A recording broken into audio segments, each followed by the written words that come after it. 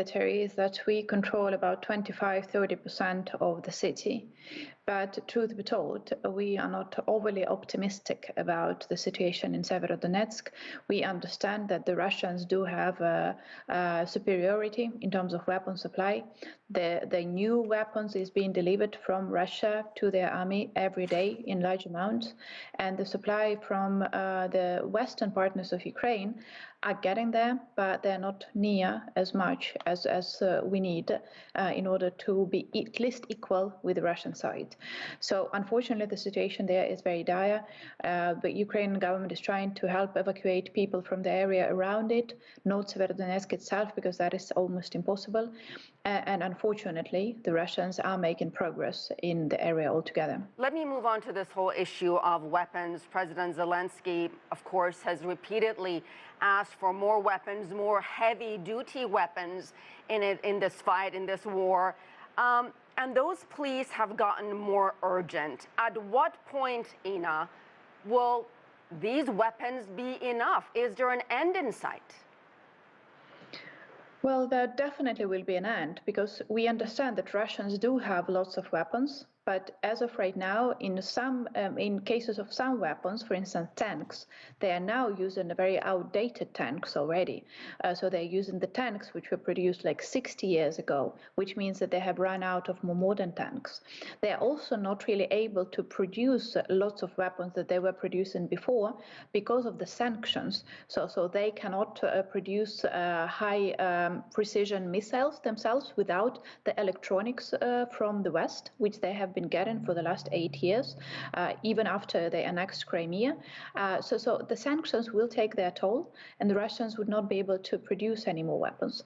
But they still have lots in their stores.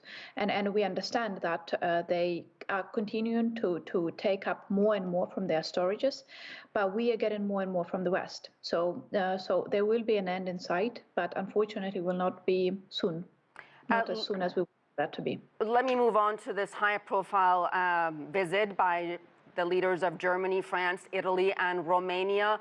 Was this just about a show of support and a possible EU membership?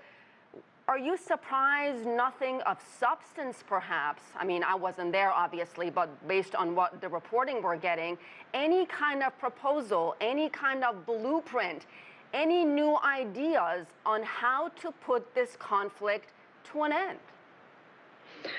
Well, first of all, I'll point out to three major issues.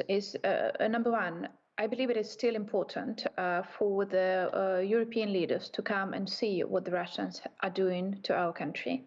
I've seen people being changed after they visited Irpin, because it's one thing to see it in the pictures, to see it on the video, but it's a completely different story when you come there and you see someone's apartment blown up by a missile that Russians shot into the apartment building, and people are there and trying to collect the leftovers of their things, what is left after there.